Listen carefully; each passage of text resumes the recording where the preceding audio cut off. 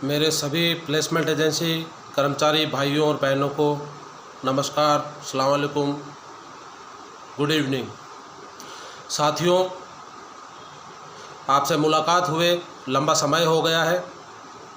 उसके पीछे कारण ये है कि आचार संहिता के पीरियड के दौरान और चुनाव परिणाम आने और उसके बाद सरकार के शपथ ग्रहण करने के कार्यक्रम के कारण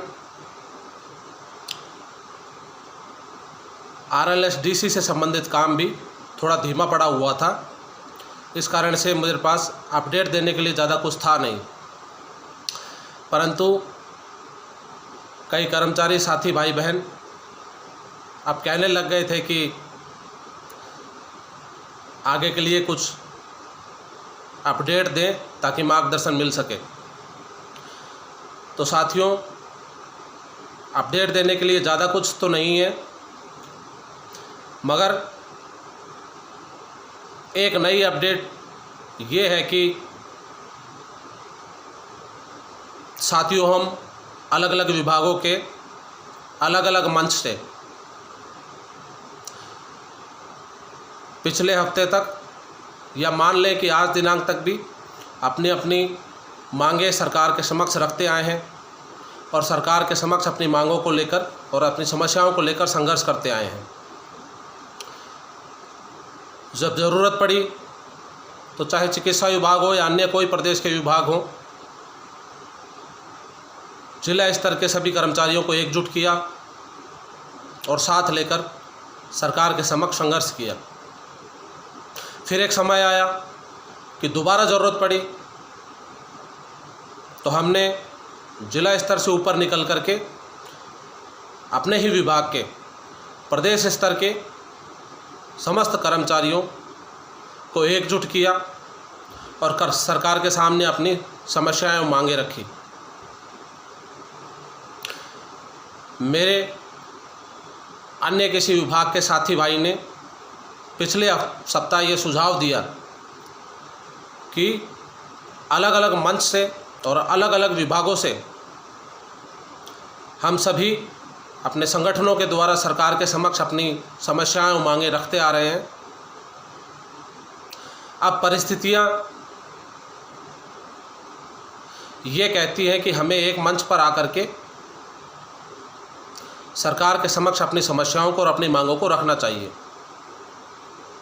साथियों, क्योंकि यह दिया गया सुझाव मेरे साथी भाई द्वारा बहुत ही सकारात्मक सुझाव है। ये तो ठेका प्रथा बंद करने की मांग है, RLSDC के गठन की मांग है। अगर इसके अलावा भी कोई ऐसा सकारात्मक कदम उठाने की बात आती तो मैं, मेरा संगठन और मेरे से जुड़े सभी साथी कर्मचारी भाई बहन एवं पदाधिकारी आधी रात को भी सहयोग करने के लिए तैयार हैं। तो साथियों, अन्य विभागों के जिन भी साथी कर्मचारी नहीं बल्कि संगठनों को चलाने वाले मुख्य पदाधिकारियों ने सुझाव दिया तो हमने तुरंत एक मीटिंग का आयोजन कर अन्य राजस्थान प्रदेश के समस्त सरकारी विभागों के संगठनों एवं उनके प्रदेश अध्यक्ष अथवा मुख्य जिम्मेदार जो हैं उनको आमंत्रित किया और एक मीटिंग का आयोजन किया। मीटिंग का एजेंडा, मीटिंग का मुख्य मुद्दा यह था कि हमने अलग अलग मंच से, अलग अलग विभागों से सरकार के समक्ष बहुत लंबे समय से अपनी मांग और संघर्ष को जारी रखा है और ठेका प्रथा जैसी ये शोषण रूपी प्रथा को समाप्त करने की ये जो मांग है, इसकी आस को जिंदा रखा और ये जो मशाल है इसको कभी बुझने नहीं दिया। अब परिस्थितियों अनुसार हमें अब एक मंच पर आकर के हमारे इस संघर्ष को, हमारी इस मांगों को आगे बढ़ाना चाहिए। हमने पिछले सप्ताह एक मीटिंग का आयोजन किया जिसमें विद्युत विभाग के प्रदेश अध्यक्ष, कृषि एवं बीज निगम के जो प्रदेशाध्यक्ष हैं वो, चिकित्सा विभाग से मैं, सचिवालय कर्मचारी संघ से हमारे भाई, विद्युत विभाग से हमारे दूसरे संगठन, अथवा ये कहें कि हमारे दूसरे कर्मचारी भाई, सामाजिक एवं न्याय अधिकार विभाग से, चिकित्सा विभाग के अन्य जिला अध्यक्ष हैं, वो करीब 5, 6, 7 संगठनों ने बैठ कर के आपस में अपने इस मुद्दे पर चर्चा की एवं एक मंच पर आने के लिए सहमति जताई। हमारी पिछली मीटिंग पूर्ण रूप से सकारात्मक एवं सफल रही और आज ही हमने अपनी अगली मीटिंग के लिए घोषणा कर दी है, जिसकी की तारीख, समय एवं स्थान दोबारा घोषणा करके एक मैसेज के माध्यम से आप सभी को बता दिया जाएगा। साथियों, अच्छी नीयत से काम करने वाले और इस शोषित वर्ग, ठेका प्रथा जैसी गुलामी के अंदर, इस दास्ता के अंदर कार्य करने वाले